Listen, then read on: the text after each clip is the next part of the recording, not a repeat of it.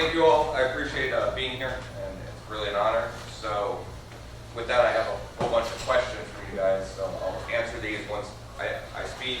I'll get through it, answer these, and then anything else you have, just pop up your hand and we'll go one by one.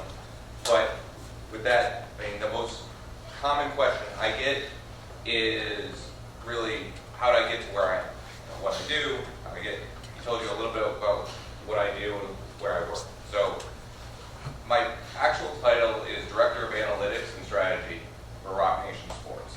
Okay, and what that means is I oversee all the contract negotiations in Rock Nation Sports, and that comes from my background, which I'll get to in a second, but really from the New York Jets and dealing with player contracts for over 8 years. But in addition to that at Rock Nation, I also head up our football division. So I go out, recruit football players, negotiate their contracts, work with clubs. Okay. Rock Nation Sports, as was said, was started by Jay-Z as partner Juan Perez about a little over 2 years ago. And we represent baseball players, basketball players, football players, and we have a boxing division. I don't know anything about boxing. So if you have questions about boxing, I'm probably not going to be the guy that's going to be able to answer them, but I'll try. So my background and how I started was much like yours. Okay? In high school, I knew I wasn't going to be a good enough football player to play in the NFL, but I also knew that I loved math and that I loved football. And the salary cap was getting created while I was in high school, making me really old. But with that being said, I was like, all right, well, how do I merge these things that I like and do something that I want to do for the rest of my life and really enjoy what I'm doing? Because if you have a passion for what you do, whatever it is, you're never going to feel like you work a day in your life. Okay? So in high school, I started reading articles. I started reading stuff on ESPN, Sporting News, all these different places, learning about the NFL salary. Now, I knew I didn't know anyone in sports, but I knew that to get to where I wanted to go, I had to go to college. So I ended up going to the University of Wisconsin, getting a degree from there, and just learning and meeting people and starting to build what would ultimately be the most important thing that I do today, relationships and building rapport with people and learning how to connect with people. So after college, or as I was getting close to ending college, I was like, all right, so now I want to get into sports. I have no connections. What do I do? So I was like, let me think about this. Let me go to law school. So I decided to go to law school, and I decided to choose the law school I went to, which was Tulane Law, down in New Orleans, for one very specific reason. Very good school, but at the same time, it was a school that was known for sports. So I was like, all right, so I'm going to get a law degree, but I'm also going to go to a place that's known for sports, that brings speakers in. And I was like, maybe I'll get an opportunity to meet one of these people and get a connection. My first year, Mike Tammanow, who at the time was the assistant GM of the Jets, came to see because he was a former Tulane law. And I connected with him after he spoke and stayed in contact with him. And there's a fine line in staying with contact with people between persistence and harassment. And you have to learn that line if you want to get into this industry, because you don't want to go over that boundary. But you also have to be persistent, because if this is something you really want, you need to stay in contact. And one of the things that he told me and was really useful, something that helped, was, you know, one way of staying in contact isn't always calling and saying, hi, what's up, just wanted to say hello. It's if you read an interesting article, or if you find something interesting on the internet, shoot an email, or cut out the article and mail it and say, hey, I thought this is really interesting, I thought you might like to read it, and just give the link. And you do that because it's not a harassing way of keeping your name at the top. So, you've got an interesting article. Now, the article actually has to be interesting, and it shouldn't be every week, but if you do this every 6 months or so, it keeps your name in that person's mind, and they're not just annoyed by always being hounded by phone calls from this person.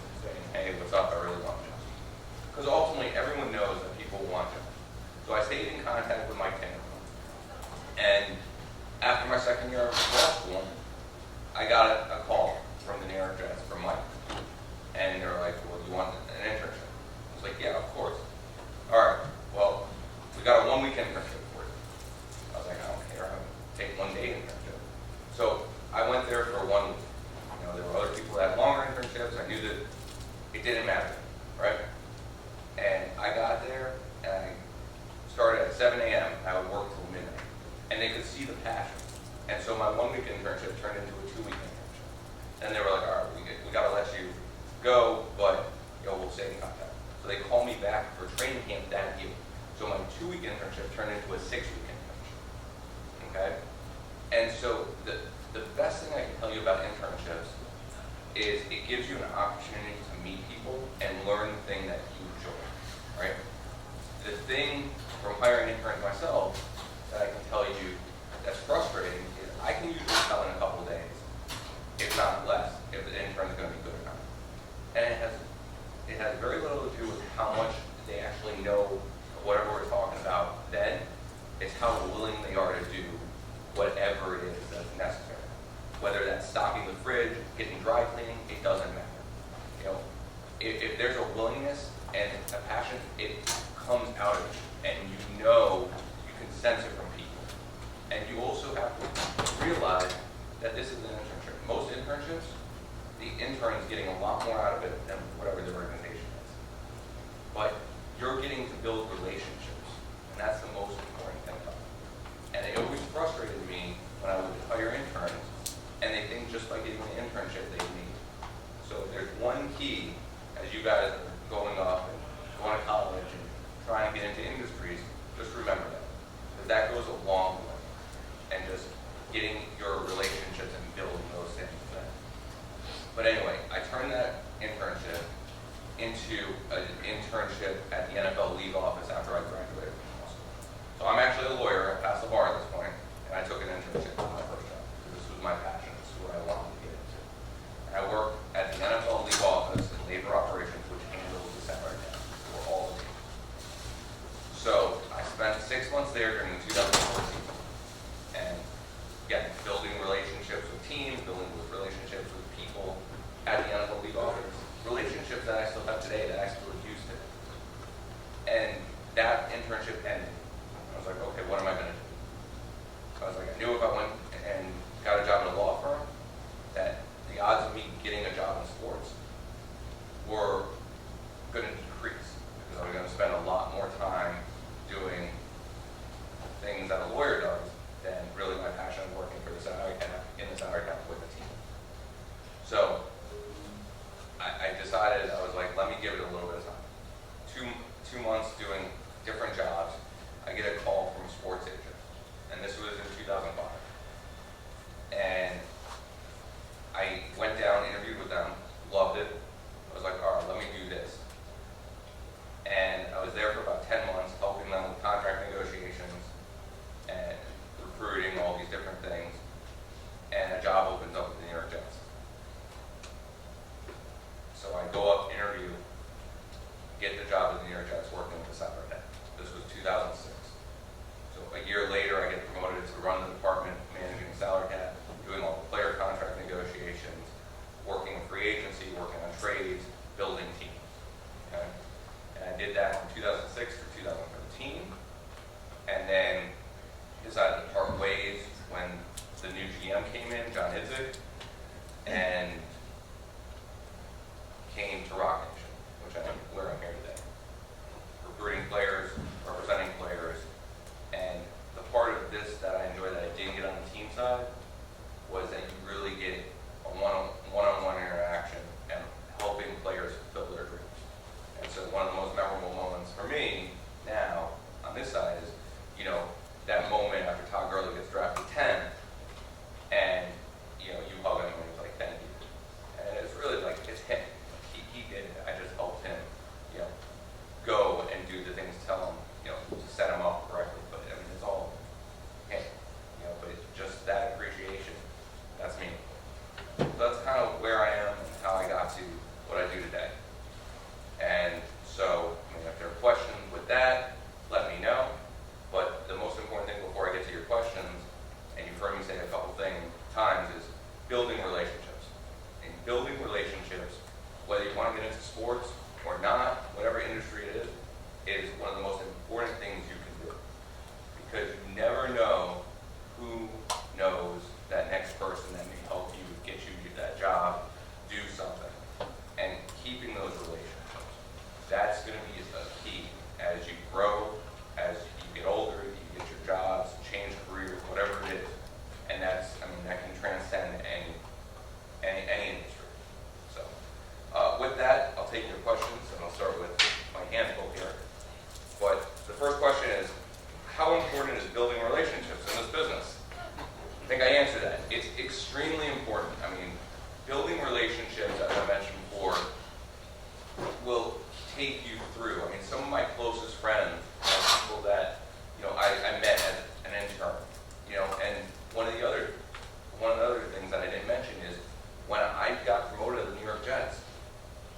person that I hired to work under me in my department was this woman named Jackie Davidson, who actually runs the salary cap for the New York Jets now. I met her as an intern at the NFL League office. And I remembered that, okay, I knew that we worked well together and that she would be someone that would be honest with me and not always yes me to death. So when I got promoted, I was looking to hire someone. I was like, that's someone that I wanted to bring in. And that's because of the relationship we built as an intern. So those are the things. I mean, one of my closest friends now was my former intern at the New York Jets. He now runs the salary cap for the Tampa Bay Buccaneers. And I mean, we talk all the time, but it's building relationships. I mean, it's transcended and become more of it than an intern, person, job relationship, and we become friends, but it's building relationships. So, next question. What is the most important quality to have as an agent? That's a good question. I think probably the most important quality is likability, honesty, integrity. You have to be able to relate to a number of different individuals, whether it's negotiating with a team GM or relating to a mother, people that are well off and have means when you're recruiting, or people that come from nothing. You have to be able to relate. But the most important thing is being honest and keeping your integrity. Because there are a lot of people that will do anything to relate to something and just yes people to that. And at the end of the day, that's not going to help you when something tough or difficult happens. For instance, before the draft this year, Jalen Strong, which is another one of our clients that got drafted in the third round, looks at me the night before and he's like, I'm going in the first round, right? And I was pretty sure, because I talked to a lot of my friends at clubs, that he wasn't. Thought there was a small chance, but pretty sure he wasn't. And I looked at it. The easiest thing in the world for me to do was tell him, sure, you're going in the first round. That's what he wanted to hear. And I looked at him and I said, it's up in the air. And I was like, babe, it's up in the air. He got upset. The next day, when he didn't get drafted in the first round, and then he looked at me and he knew, it was like, you know what? This is my guy that's going to be honest with me, even though it's not the easiest thing in the world. And it made us closer than we already were, because it's honesty. It's not always easy being honest, but it's the most important quality and trait you can have. So, how long does it take to negotiate a contract? Okay, so negotiating contracts, it depends. You can do a contract in literally 10 minutes, or it can take you 8 months. It depends on where you are in the process. It depends on who you're working with. Do you have a good relationship with them? Are they a team or an individual that's going to cut to the chase?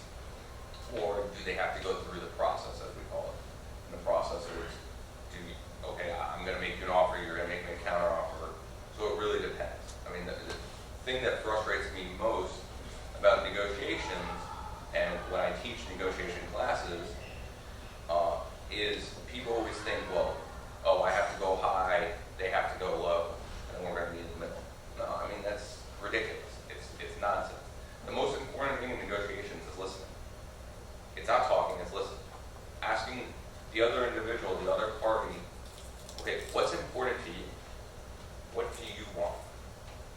And then finding a way to give them as much as what they want while getting as much as what you want. And so it's not about just, I sent 17 offers and they're just being frustrated. No, listen. Talk to the person. Learn. Instead of assume that you know. And one of the best examples of that was when I did Ferguson's extension, the offensive tackle for the Jets in 2010. We were really close to being done. And I get a call from his agent. And his agent is like, I really appreciate everything you did on this. You worked really hard, but this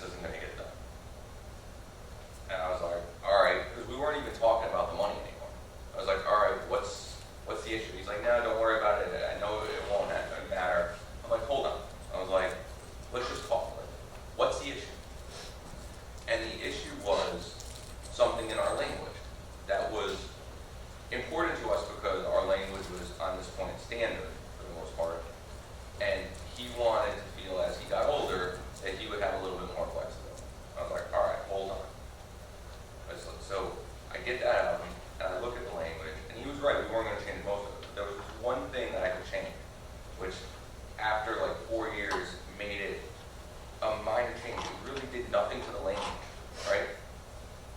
But he was like, well, let me talk to him. And so he talks to the player, and just our willingness to listen and make this small change that did nothing was enough to get the deal done. So again, it's listening and asking probing questions. What's the issue? What's important? That got the deal done. So, how did I sign my first client? I mean, hard work. You building relationships. You talk to people and you just start building bonds, really, and that's really what it is. And obviously, with Rock Nation behind you, it's a little bit easier. So I mean that helps. But I mean, it's building relationships. How would you describe the draft process as a danger? Okay, so the draft process is interesting, but as an agent, you want to continually help your clients by putting them in the best position. And what I mean by that is kind of telling them, okay, well, this is what's going to happen. You know, at the combine, this is what's going to happen when you go on team visits. At the end of the day, it's still the player. It's his play on the field. It's how much he knows that's going to make or break it. But you can help put them in position to succeed. So with Todd Gurley, I mean, he had a knee injury. So making sure that he rehabbed that to the fullest extent and putting him in the best possible position to succeed was ultimately what helped him get drafted 10th overall. Next question. As a sports agent, what is your daily schedule? There is no daily schedule. You know, every day is different. So usually I'll try to get into the office. I get into the office a little bit later than most. I mean, I get in probably between 10 and 11. You know, I leave the office a lot of times, 7, 8 at night. But it's traveling, whether I'm going to games or whether I'm going to meet front office execs or I'm going to recruit, players and building relationships with their parents. So there's no one set schedule. There's no one day. I mean, this weekend I was at a college game, and then next weekend I'll be at a pro game, and just meeting with different people. So that's kind of one of the benefits of this job is it's always changing. There's always something happening. I mean, on the drive over here, I got a call from someone that wants to do a deal with one of our players for a marketing endorsement. So, how difficult is it to recruit a college football player? I mean, it's not easy. I'm not going to tell you it's. I just walk in and it happens. You got to build relationships. You got to see if you're on the same wavelength as them. You got to make sure that what their interests are the same as the interests that you or your organization may have. Because I mean, look, some kids may not fit with you and you may not fit with them, and so you got to learn that and decide from there. I mean, there's no one cookie cutter way to do it. It's just like being honest and always forthcoming. And one of the things that I always say is, look, this is what we got. We believe in it. But if this isn't for you, we're fine with that. We wish you the best. No problem. It's what's best for everyone. And one of the reasons that Jay-Z really got involved in sports is because of coming through the music industry and learning, what happened to entertainers, and having a lot of friends that were athletes. These kids need help because they're being grabbed upon by so many different people, and they don't know where to turn. And we went through this. We made our own mistakes. So let's really give back. And so that's one of the things that we believe in. And that's important to us. And that's why he brought in people with knowledge like myself that have 10 years of experience in sports. And on the other side of understanding what the teams do, bringing marketing, philanthropists, everyone under one roof. So that there's really not one-stop shopping. Well, for us there is, but everyone has the best of everything they need. So what did your major in college and how did you get to this point? I think I answered most of this. My major in college was political science and history, complete nonsense. So if I would do it again, I mean, a business major would probably be better. But ultimately I knew I was going to go to law school or other things in college that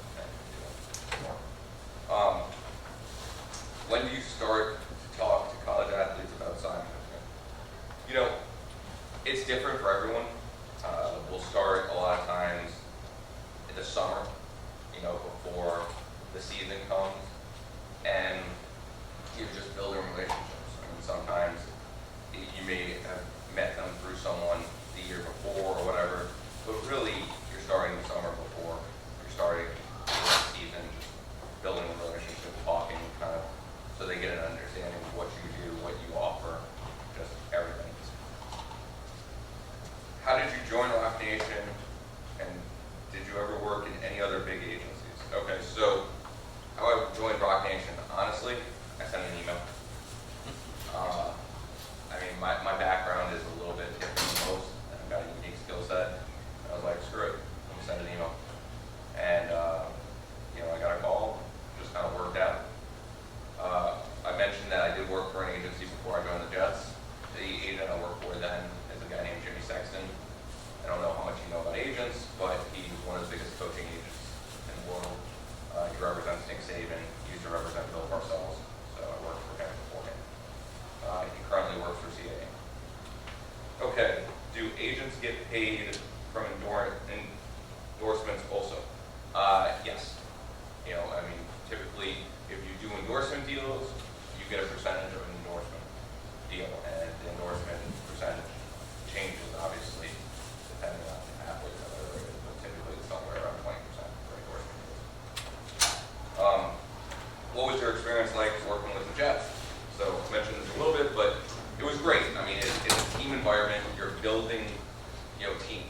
You're working in the front office. You're going through the draft. You're helping build what's on the product, on the field and the product. So going to back-to-back AFC games was great. I mean, it was an awesome experience. But it's also extremely frustrating when you get to that point and you realize that there's nothing more you can do. Like what you did is on the field, and if you can't get that extra step, it's frustrating. But I mean, it's a unique environment. I think what people don't realize working for a team is the amount of time commitment. I mean, I literally wouldn't have a day off from July through about April, because being in the front office, and then the season ends, you go right into the draft. So, maybe you get 1 weekend off in January. And other than that, you're about senior bowl, combine, this and that. And so you're spending a lot of time there. I mean, you're getting there at 8 a.m., you're staying until 7, 8 at night, 7 days a week. So, but I mean, it's a great atmosphere. It's definitely enjoyable. So, how is it working for JC? I mean, it's a great experience. It's a great organization, and I mean, it's just a lot of good people that have a common goal. So, I really love it and appreciate it. And then we got a very long question. Leading up to the draft, there was speculation that if Todd Gurley was available at the Dolphins pick, that they would have taken him. Media members connected you and Mike Campbell back from your Jets days. Was all that speculation accurate? Ultimately, you don't know if the speculation was accurate because they didn't get the opportunity. I know they liked him a lot. I also knew about a while, probably about 2 weeks beforehand, that he wasn't going to get past 10. But I think there was probably some truth to it, but I don't know. I can't answer it. So with that, I answered all your questions. Do you guys have any questions? Yeah. Who are the biggest names you represent? Who are the biggest names we represent? Robinson Cano, Kevin Durant. We represent CC Sabathia. We represent Des Bryant. We represent, as I mentioned, Todd Gurley. We represent a few players. Wilson Chandler, a couple of guys.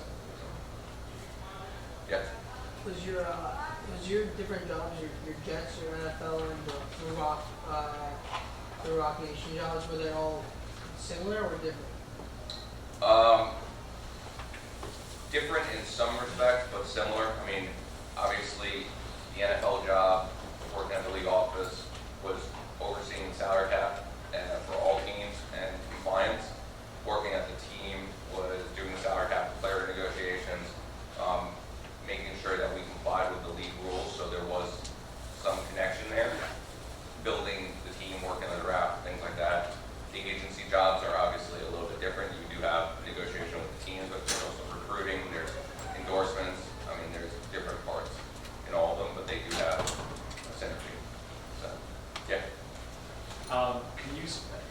Jewish, obviously. Can you speak about what it means to be Jewish in an industry where the athletes certainly are predominantly not Jewish? Not that there's no exceptions, but what is there? Is that positive, negative, neutral? What is it like to be a Jew in the sports agent industry?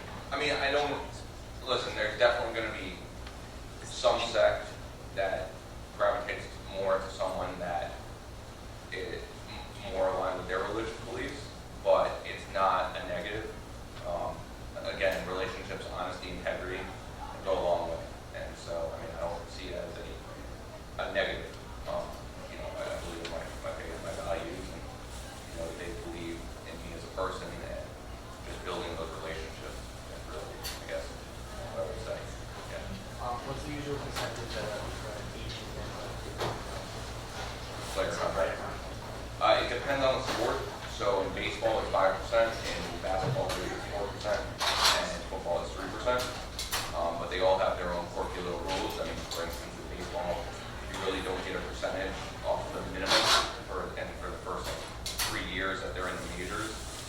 You don't get any money, and then you get a little bit off their arbitration. So it depends on their approach. Yeah. Is it split between the agency? Is it different depending on how you are in the agency? Every agency is different. So there's no way to answer that. I mean, if you're a one-man shop doing it on your own, then you're going to keep everything on cost and whatever. But every agency is different. Yeah. What was the feeling that was going through the Jets front office in 2012, 2013, the whole Mark Sanchez and the situation, the quarterback conference? I mean, okay, so I was there up until about May of 2013. Obviously, Mark regressed, unfortunately, in 2012. It wasn't great. 2013, and Gino came in. So actually, I represent him. But, I mean, you're always building as an organization where you're looking for the best talent. And so, you said you represent Geno Smith. Do you know if the Jets are planning on giving him a starting job back when he's back on? I mean, it's not something that I would answer, but I mean, as they mentioned in the media, it's everyone's got to compete every day. Hold on, there's other questions. I think there was someone over here. You're all scared. No? Do you get paid a salary as well? Again, every agency is different, and for me, it's a little bit convoluted. Yeah. Can you speak to any moral, ethical issues that are involved? Something specific to you, not generic, but has you talked about trust and integrity being a really big selling point in terms of dealing with people. Are there times where that's a challenge, and can you speak to those times? I mean, I'll speak in generalities, but yeah, no, absolutely, especially in recruiting. I mean, some players' families may be looking for a handout, maybe looking for money, and ethically, you're not allowed to do that, and that's not something that we do. And typically, the people that do those things are not the most ethical on that part, so they're probably not the most ethical on other things. But yeah, it runs into it, and you can lose players even though you have built a good relationship because of something like that. So I mean, ethics are always going to play a part. You have to, be true to yourself and your moral compass and understand what right and wrong is. So I don't know if there's an easy way to answer that. Just scratching. Yeah. Yeah, so I heard your dad's Brian's agent. Yeah. I was just curious, the timetable of his return. Whether or not it's 6 to 8 or 10 to 12. I know everyone. He wants to know what week he should start. He's working hard, and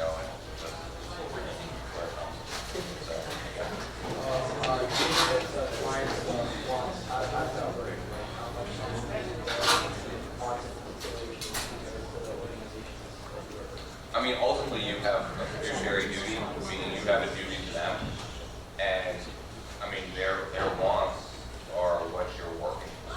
So you have to realize, be honest with them. So if you're doing a negotiation for